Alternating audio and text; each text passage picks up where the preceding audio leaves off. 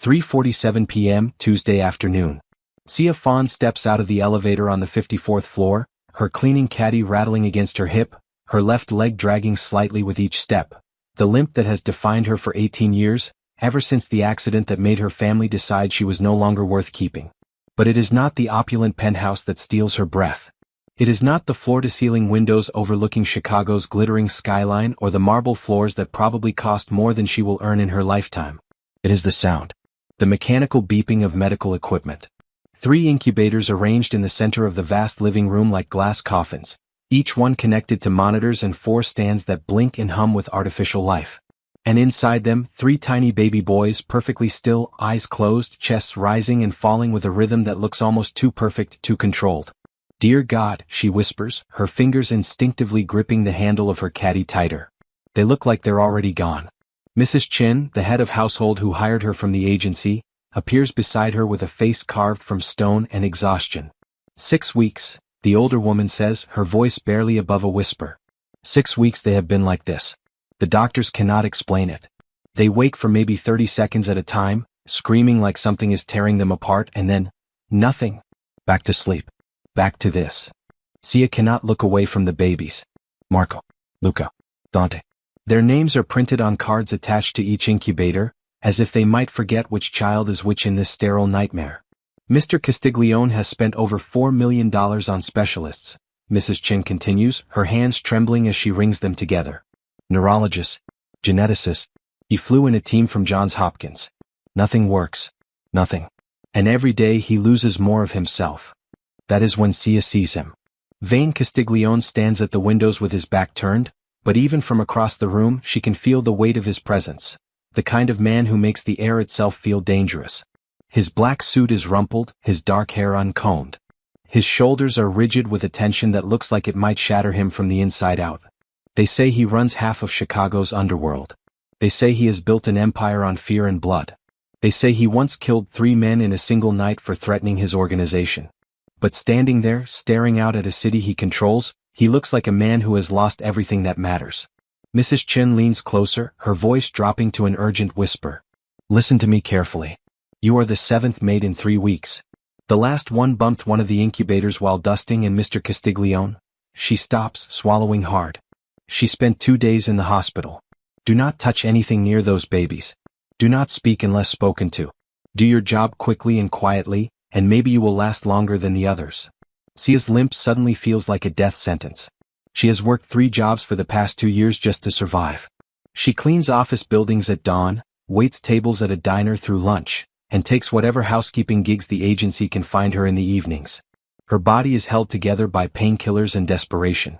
The loan sharks who bought her medical debt are circling closer every week, their threats growing sharper. She cannot afford to lose this job. She cannot afford to make a single mistake.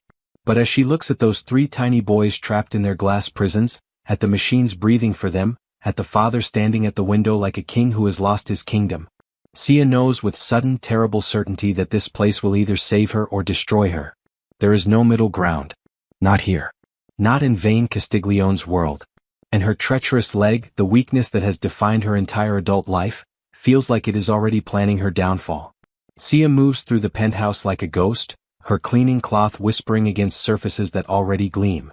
Mrs. Chin watches her every movement with hawk-like intensity, positioned between Sia and the incubators as if her body alone could prevent disaster. 20 minutes pass. 30. Sia's left leg begins to throb the way it always does when she stands too long, a deep ache that radiates from her hip down to her ankle.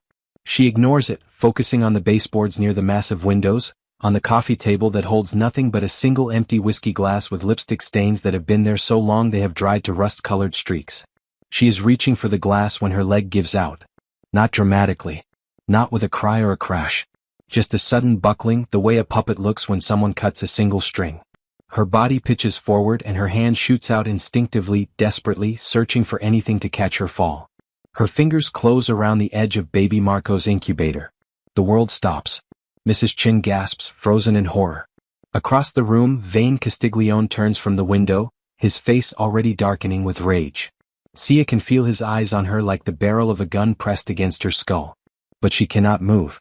Because her palm is resting on the warm plastic of the incubator, and beneath it, through some impossible transfer of sensation, she can feel tiny fingers wrapping around hers.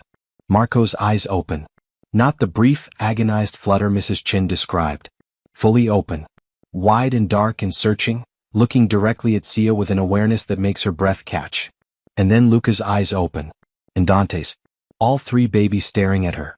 All three reaching toward the side of their incubators where her hand rests, their tiny fists opening and closing as if trying to grab hold of something they have been searching for in the darkness.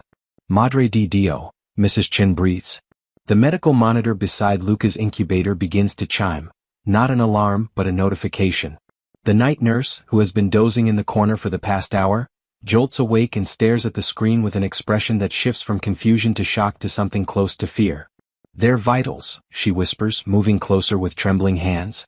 Their brain activity, their heart rates, their oxygen levels, they're normalizing. All three of them. At the same time. Sia tries to pull her hand away, terrified she has done something terrible, but the moment she moves, all three babies begin to whimper, not the tortured screaming Mrs. Chin described, but the normal, plaintive sound of infants who want something they cannot name. She puts her hand back. They quiet instantly. Vane Castiglione crosses the room in 4 long strides, and Sia prepares to die. But when he reaches the incubators, he does not look at her. He is staring at his sons, at Marco, who is tracking Sia's face with clear, focused eyes, at Luca, whose tiny hand is pressed against the plastic nearest to where Sia stands, at Dante, who has stopped the mechanical breathing pattern and is drawing breath on his own, deep and steady and real. What did you do? Vane's voice is barely human. Broken. Desperate. Sia's own voice comes out as a whisper. I don't know. I fell. For the first time in 6 weeks, Vane Castiglione sees his sons truly awake. And he is looking at the disabled maid who made it happen as if she holds the keys to salvation itself. Vane does not ask.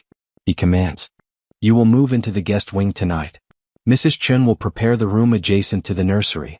You will care for my sons full-time. Nothing else. No one else. Sia stares at him, her hand still resting on Marco's incubator because every time she tries to move it, the babies begin to cry. I don't understand. I'm just a maid. I don't have any training with children, I don't know what I will pay you $200,000 a month. The number hits her like a physical blow. Her vision actually blurs at the edges. 200,000. She makes 32,000 a year working herself to exhaustion across 3 jobs. He is offering her more in a single month than she has earned in her entire adult life. That's insane, she whispers. I can't possibly be worth. My sons are awake because of you. Vane's voice is savage, desperate. Do you understand what that means? 6 weeks. 6 weeks of watching them die slowly in front of me, and you touch them once and they wake up. I don't care if it's God or the devil or pure coincidence. You will stay. He moves closer and Sia can smell the whiskey on him, can see the madness brewing behind his eyes, the kind that comes from a man who has been pushed past every limit. You have debts, he says, and her blood turns to ice. 47,000 to loan sharks operating out of the south side.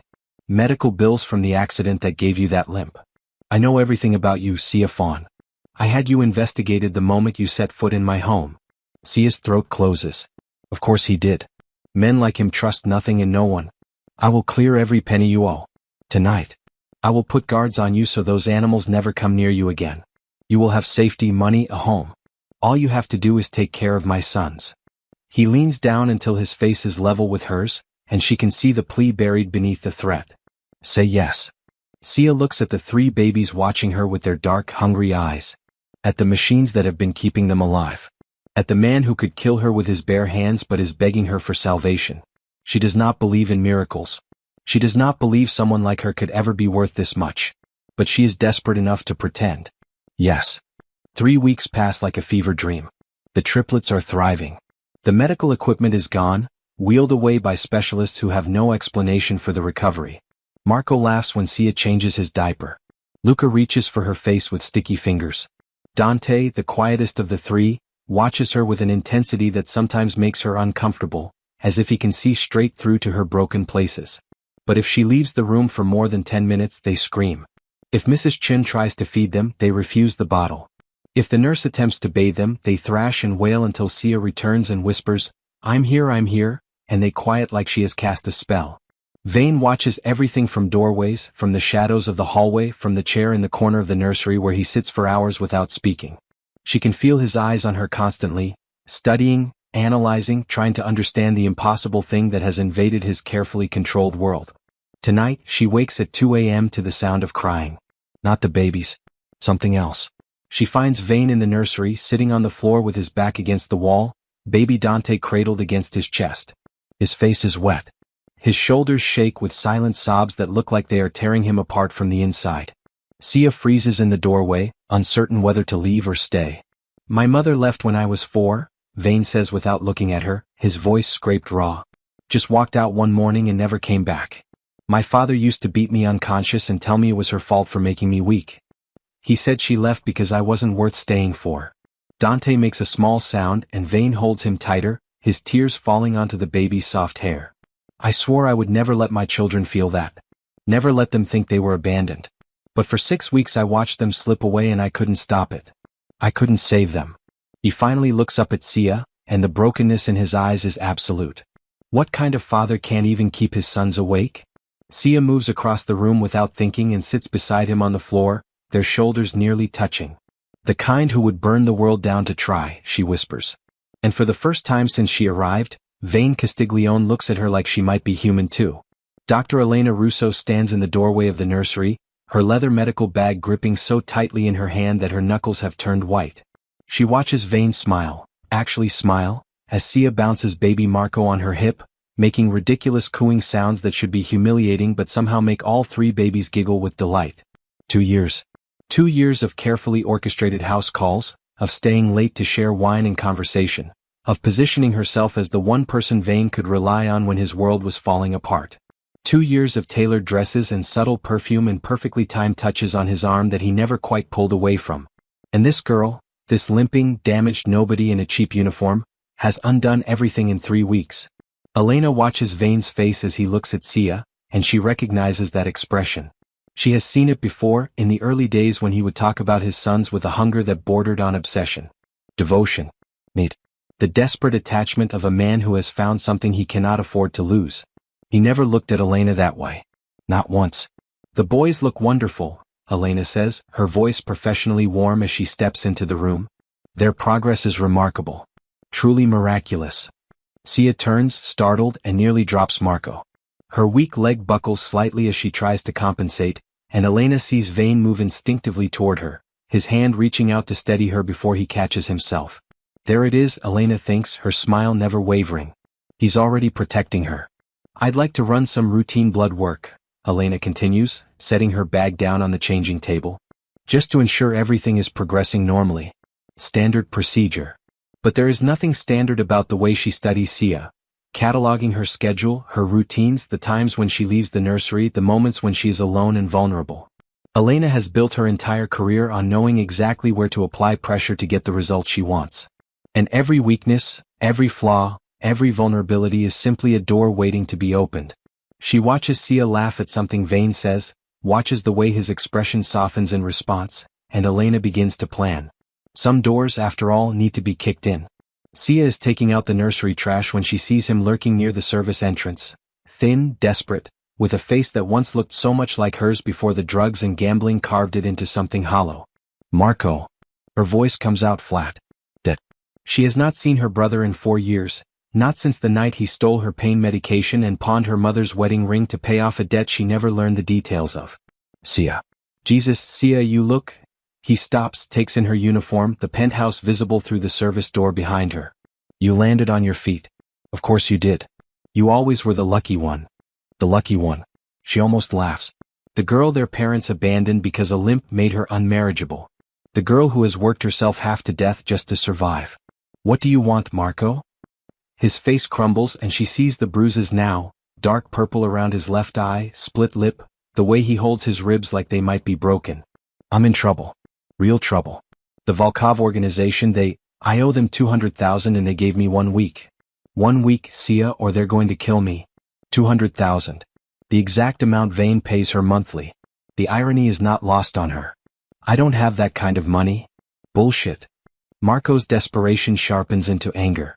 You work for Vane Castiglione. The richest man in Chicago. You're living in his penthouse, for Christ's sake. You can get it? I haven't been paid yet. And even if I had, Sia stops, her jaw tightening. You're not my responsibility anymore. You haven't been for a long time. I'm your brother. You stopped being my brother when you left me to face Mom and Dad alone after the accident. When you took everything I had and disappeared. Marco's face twists with rage, with shame, with something darker. Fine. I hope you sleep well knowing you let me die, you selfish cripple. He turns and limps away, mocking her gait, and Sia does not see the black sedan parked across the street. Does not see the woman with dark hair and expensive clothes watching from the driver's seat, her phone pressed to her ear. Dr. Elena Russo smiles as Marco Fawn stumbles down the alley, and she thinks, perfect. Marco is 3 whiskeys deep when the woman slides into the booth across from him, all dark elegance and expensive perfume that smells like money he will never have. You're Sia Fawn's brother, she says. Not a question. A statement of fact delivered with surgical precision. Marco squints at her through his swollen eye. Who's asking? Someone who can make your Volkov problem disappear. She sets a folder on the table between them, flips it open to reveal photos. Sia with the triplets, Sia laughing with Vane in the nursery, bank statements showing debts paid in full. Your sister has become quite important to Vane Castiglione. Indispensable even. Good for her. The bitterness in Marco's voice could strip paint. Is it? Elena leans forward, her voice dropping to something intimate and conspiratorial. She refused to help you. Her own brother. Let you walk away to die while she plays house with babies that aren't even hers. Marco's hand tightens around his glass. The rage from earlier comes flooding back, hot and toxic and looking for somewhere to land. I'm Dr. Elena Russo. I've been treating those children since birth and I've been close to Vane for 2 years. Very close. She lets that implication hang in the air. Your sister is destroying something that took me a very long time to build. I want her gone. You want to live. I think we can help each other. What are you proposing? One of the babies gets sick. Not dangerously. I'm a physician, I know exactly how to calibrate these things. Just ill enough that Sia looks negligent. Maybe worse than negligent, if we're creative about where we plant the evidence. Elena's smile is razor sharp. I come in, save the child, and Vane remembers who he can truly trust. You get your debts cleared through my connections to him. Sia gets what she deserves for abandoning family. Marco should say no. Should walk away. Should remember that Sia is still his sister, still the girl who used to bandage his scraped knees when they were children. But all he can see is her face when she refused him. You're not my responsibility anymore. Which baby? He asks. Elena's eyes glitter with triumph. Does it matter? It doesn't. Not anymore. Not when his own life is bleeding out in a dirty alley in 1 week's time. Tell me what you need me to do. Vane stands in the nursery doorway at 5 a.m., dressed in a black suit that makes him look like death itself, his travel bag already loaded in the car downstairs. He watches Sia rock Dante back to sleep after a nightmare, her voice soft and steady, her damaged leg tucked beneath her in the rocking chair. I'll be back in 3 days, he says quietly, and she looks up, startled. He rarely announces his departures.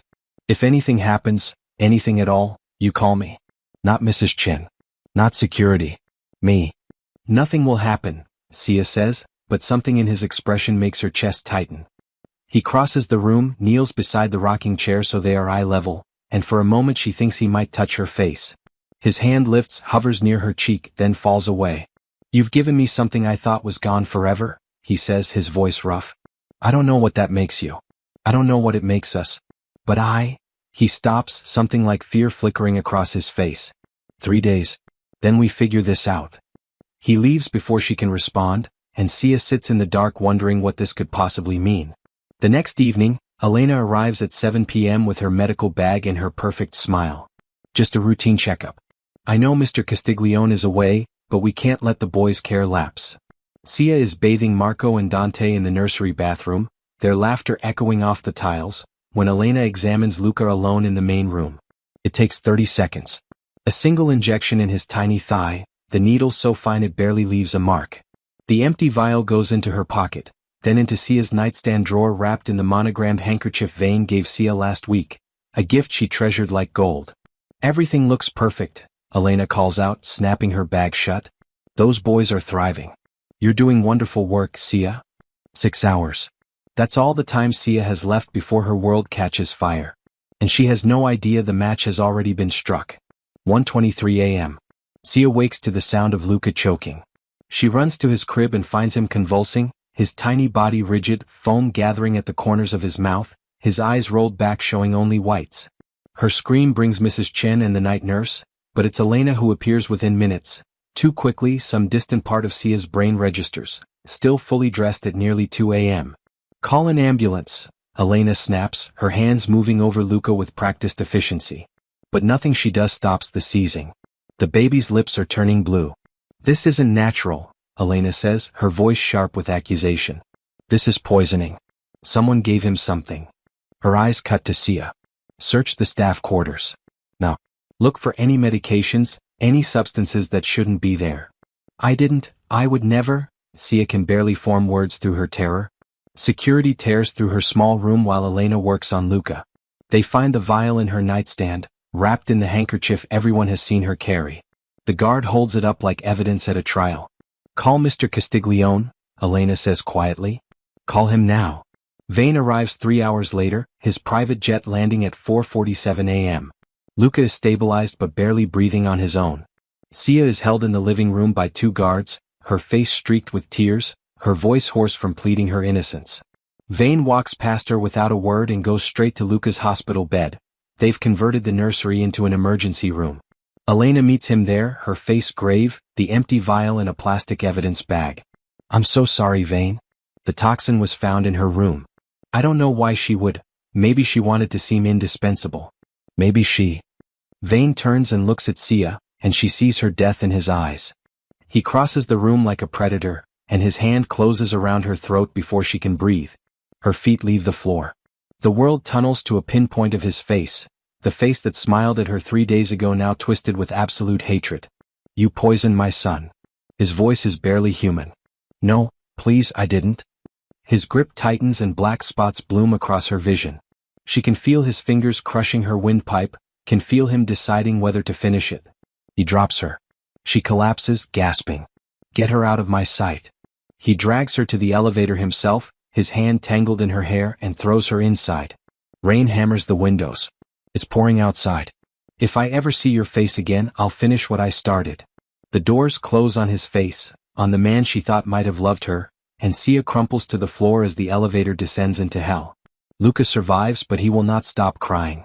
For 72 hours straight, all 3 boys scream with the same desperate, bone-deep anguish that nearly destroyed Vane before Sia arrived. The medical equipment comes back. The specialists return, baffled and useless. Elena tries everything, medications, adjustments, her gentle voice that used to soothe them, but the triplets thrash away from her touch like she is made of fire. Vane stands in the nursery at 3 a.m. on the 4th day, watching his son suffer, and something fractures inside his chest. This is wrong. All of it is wrong. The pieces don't fit the way Elena presented them. Sia loved those boys. He saw it in every gentle touch, every sleepless night she spent rocking them, every smile that transformed her exhausted face when they laughed. And yet he is supposed to believe she poisoned Luca to maintain her position? A girl who cried when Marco got a splinter? "Show me the security footage," he tells his head of security. "All of it. From the night Luca got sick." They review 18 hours of recordings in Vane's office. Mrs. Chen brings coffee that goes cold. The sun rises outside the windows. And then, there, at 1947, Elena enters the nursery with her medical bag. Sia is in the bathroom with the other 2 babies, their laughter audible on the audio feed. Elena approaches Luca's crib. Her body blocks the camera's view for exactly 32 seconds. When she moves away, she is tucking something into her pocket. Rewind that. Zoom in. The image pixelates, but the motion is clear. Elena's hand goes to the baby's thigh. The practiced movement of someone administering an injection. And then she is walking toward Sia's room while Sia is still in the bathroom, oblivious and singing a lullaby off-key. Vane's hands close into fists so tight his knuckles crack. "Find Elena Russo. Bring her to me. Alive." But before his men can move, there is a commotion downstairs. Shouting. A scuffle. And then Tommaso, Vane's enforcer, drags a beaten, terrified man into the office by his collar. "Marco Fawn. Found him trying to get past the gate, boss," Tommaso says. Says he needs to confess something before the Volkovs find him. Says it's about your sons. Vane looks at the man who shares Sia's bone structure, her dark eyes, and sees only a coward. "Speak." Marco's words tumble out in a desperate rush. The bar, Elena's offer, the plan to make Luca sick, the evidence planted in Sia's room, the promise that his debts would disappear if he helped destroy his sister. I didn't know she'd make the baby that sick, I swear. Elena said it would just be mild, just enough to make Sia look bad. I never wanted. Vane's fist connects with Marco's jaw before he can finish. The man drops like a stone. Vane stands over him, every muscle in his body screaming for violence, for blood, for the kind of vengeance that has built his empire. Where is Sia? Marco spits blood. I don't know. I swear I don't know. After you threw her out, I heard she ended up at St. Catherine's. The shelter on 4th Street.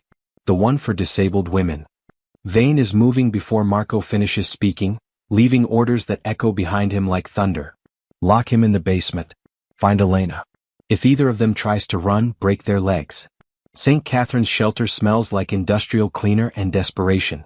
The woman at the front desk takes one look at Vane, at his expensive suit and the violence written in every line of his body, and nearly calls the police. But he shows her a photo of Sia on his phone, and something in his face makes her pause. 3rd floor. Room 314. But she's very sick, sir. She came to us 4 days ago in the rain, already running a fever. Now it's pneumonia. We've been trying to get her to go to the hospital, but she gave up. She won't fight anymore. Vane takes the stairs 3 at a time. He finds her in a narrow cot in a room she shares with 3 other women, curled on her side facing the wall, her breathing wet and labored. She has lost weight she could not afford to lose. Her skin is gray. Her hair is matted with sweat. Sia. She does not move. Does not turn. Her voice comes out as a broken whisper. I'm hallucinating again. You're not real.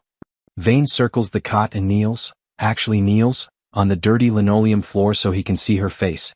Her eyes are glassy with fever, sunken deep into her skull. She looks like she is dying. I'm real. I'm here. And the words catch in his throat like broken glass. I was wrong. About everything.